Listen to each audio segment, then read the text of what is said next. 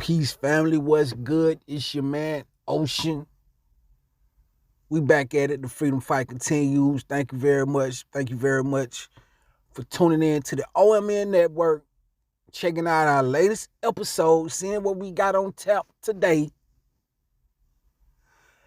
Yeah, what else I was gonna say? Oh yeah. Like, subscribe, share my shit. Help me get up in the algorithm. Help me break it one time. Yeah. Correct. I want to get up in the algorithm. Now I'm gonna get straight to it like I normally do. This your man, this my man, Kyrie Irving, man. You see the picture of him right there, the Heartbreak Kid. I don't know nobody else besides Ticket TV that called him the Heartbreak Kid, but I also called him the Heartbreak Kid. But there I'm giving the reference to where I learned the name from, Ticket. But anyway, Kyrie kind of like the story that won't never stop writing itself, or the gift that keep giving. And I could go through a brief little history of my fandom with Kyrie Irving. And matter of fact, that right now Kyrie Irving is my number one player in, all the basketball history. Fuck it. Cause he disrupted to the system for one thing. But I'm gonna tell you like this. You gotta have the talent to even be on my radar, as for the rest of the shit to even matter. But when Kyrie stepped on the scene to me, he automatically jumped out the page to me, because when I seen the young man play for the first time I ever seen him play, when he was a freshman, the only year he spent at Duke. But he was a freshman at Duke, and like every game that I watched Kyrie play, bro, before I knew anything, before I know how he get to the rack, you go left hand, right hand, all that shit. Before I knew Kyrie, the player of the year now, the thing that I knew about Kyrie back then as a freshman is that if you let that look at the rim, if you let him see the rim, it's a basket. Off the muscle. From wherever he had on the court. If you let Kyrie get a clean look at the rim, the ball is going to go through the rim. That's what I know about Kyrie. And that's what attracted me to him and said, oh, this young man right here, he going to be a great basketball player. So, But he ended that season on the bench. He got hurt maybe halfway through the season. And right now, the Kyrie that I know now, I know that it probably was a business move. But he didn't play anymore the rest of that season, but still ended up being the number one draft pick. If I'm wrong about him being number one, I know he was a high draft pick in that draft, and you can correct me if I'm wrong. But he didn't play anymore that season, but he had such a, significant impact on the game the time that he was there, that they took him very high in the draft. The Cleveland Cavaliers did. I'm thinking that they took him number one. And from the time that he got to Cleveland, my boy put on the show every night. Kyrie was hurting people's feelings every night, to the fact that, that when me and my son were watching a lot of NBA basketball at the time together, I had deemed him a nickname myself. I was calling him Kyrie Zell, for the simple fact that he put niggas in movies frequently and constantly. Casting call, the director, and the star of the show is Kyrie himself. They've been doing this shit since he stepped in the league. I remember the All-Star game he went. I forgot the player that he was called himself gonna go head to head with Kyrie, and I can't blame him if anybody call you out, or maybe he called Kyrie out. How it went? Kyrie, it was what is that little young nigga name? I forgot his name. But anyway, Kyrie, that's definitely dusting him off. But it was a good thing to see. And for people who didn't know about Kyrie, who got a chance to glimpse him then, they were like, oh yeah, this boy right here, he got it. Cause he got out shit. Now, Cleveland wasn't winning shit with Kyrie. That's the growing pains that he had to go through to learn how to become a winner in this league. He definitely, had to go through some growing pain. So, nobody, no, no career is storybook or fairy tale without having to go through some shit. So, Kyrie definitely, he struggled. They struggled in the beginning, but when LeBron came, they got a little ring, and, at the time he didn't feel comfortable with his position up under LeBron. That's just because he is a leader, and I can't help but to At the time, I was thinking to myself at the time, like, damn, Kyrie, you gonna leave that championship situation. But when I think about it, I don't want to play with no nigga that I gotta wait. You know what I'm saying? For him to figure out that it's my turn to pass me the ball before I can do anything. Neither LeBron is a great player. We all know that. Some people call him the GOAT. Some people don't. But it wasn't the Cleveland Cavaliers system, or it wasn't the who won? It wasn't the Tyronn Lue system. It was the LeBron James system, just like the Lakers. It's the LeBron James system. And if I'm a great player within myself, and I know I am, I don't want to have to wait for you to tell me it's my turn.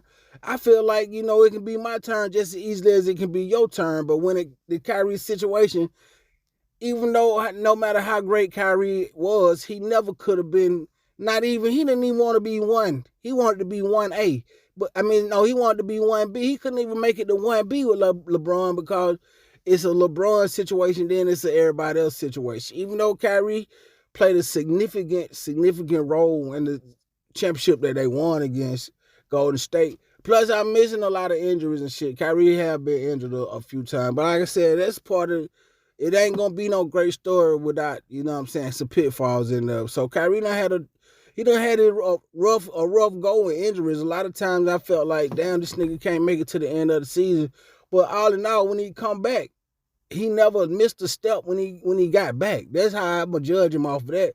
When he came back from injuries, he either was better than he was the last time I seen him or just as good as the last time I seen him. So I'm rocking with Kyrie. But anyway, move on after that. He left Cleveland because he couldn't get the 1B with LeBron. Left Cleveland, went to Boston, bunch of young niggas. He couldn't get along with the young niggas, or so they say.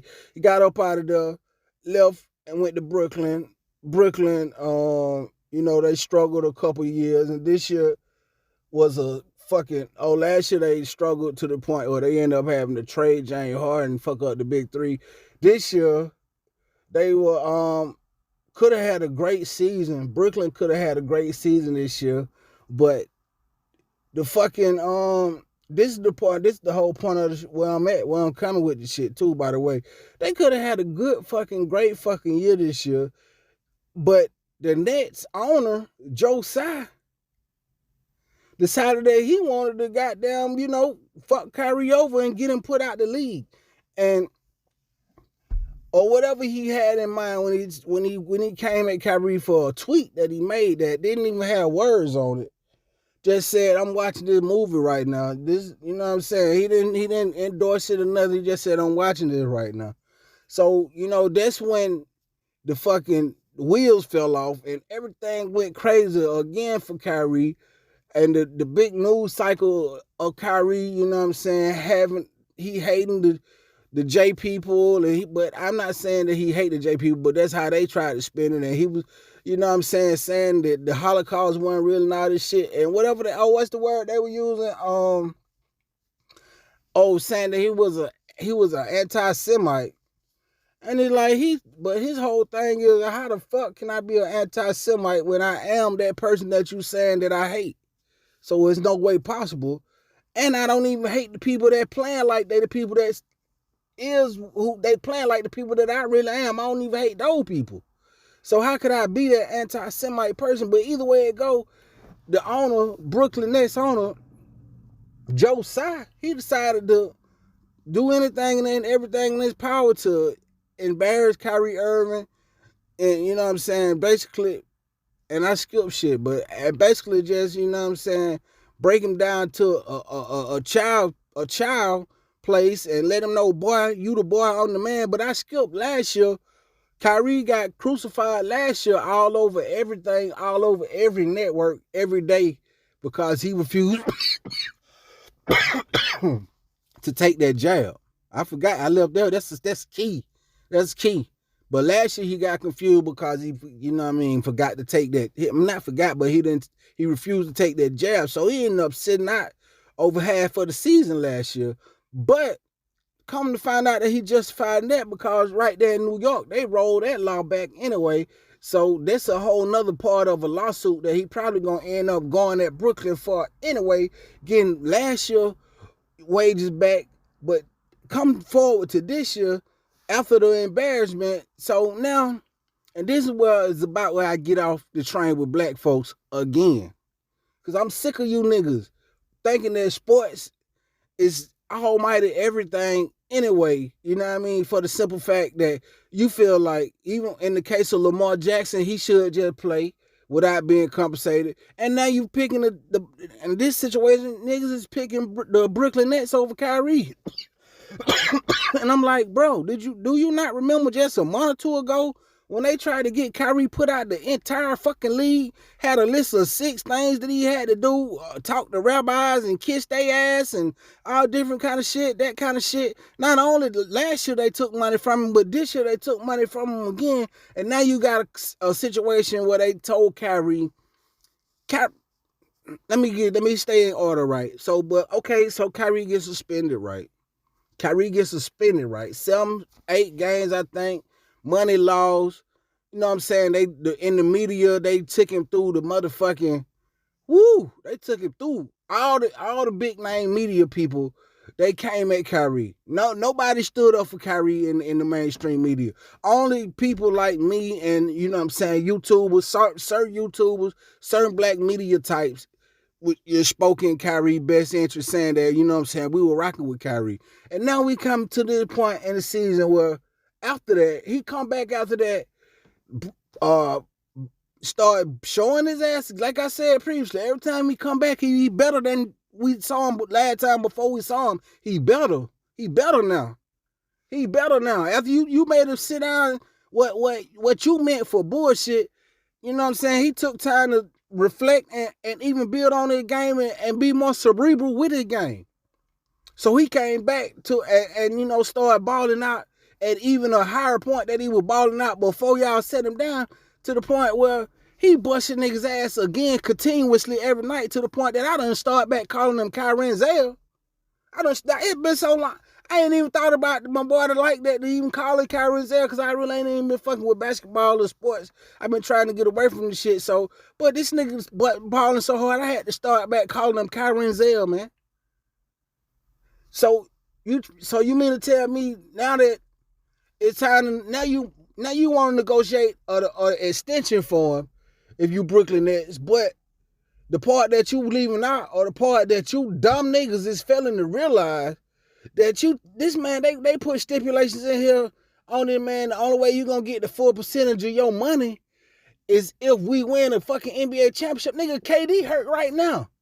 He ain't gonna win no championship by himself. Who to say? That's too many different fucking crazy ass stipulations for me to come back and say, okay, I'm gonna sign on the dotted line and I'm gonna agree to all that. If I can play my ass off just as good as I'm playing now, but if we don't win no championship, you don't owe me all that money. No, I'm not gonna agree to that shit. And since I see you operate in bad faith with me, no, I'm gonna even be to the point of good faith with you, still to the point that I'm gonna tell you, no, you disrespecting me so much to a point where I don't even want to rock with you, period. Trade me now. Trade me now. Get me to somebody that's gonna show me that I'm appreciated for what I'm bringing to a team. Cause this man out here is got the Brooklyn Nets on their back right now. You know what I'm saying? So, but niggas want to say, oh no, I can't believe Kyrie. He just gets to be too much with Kyrie. But you ain't holding the team accountable for shit. That's why I get off at you niggas. You want to hold the player accountable when the team the one with the bag. So why the fuck you gonna hold the player accountable when the team is the one that got the power to make shit right? That's why I get out with you niggas, because you want him to choose sport and game over his manhood and his integrity. That let me know something about you niggas. That don't let me know nothing about Kyrie. That let me know something about you nigga, that you can be bought at a certain price. Your integrity can be bought. And once it's proven that your integrity can be bought, how the fuck can I trust you with anything that's of value to me? Not even my time. Not even definitely not my dependability or anything like that. So, you know, for niggas to automatically come out against Kyrie over, he's supposed to pick the team on some shit, like I said, that's just questionable mentalities to me. I got to question your mentality for you to come out and say, Oh, it just gets to be too much with Kyrie. And you niggas are supposed to be intelligent niggas. The niggas that I'm seeing saying this stuff, but how the fuck is you intelligent, but you can conveniently forget? This shit ain't been 3 months ago, man. When them folk tried to get the man blackball barred from the NBA, from the game that he plays so very well. They tried to prevent him from having a livelihood, man. The Brooklyn Nets did. So you telling me he should forget all of that and sign on the dotted line on a bad faith contract? No, you niggas are no, Mr. Sports man, no, Mr. Sports sir, no.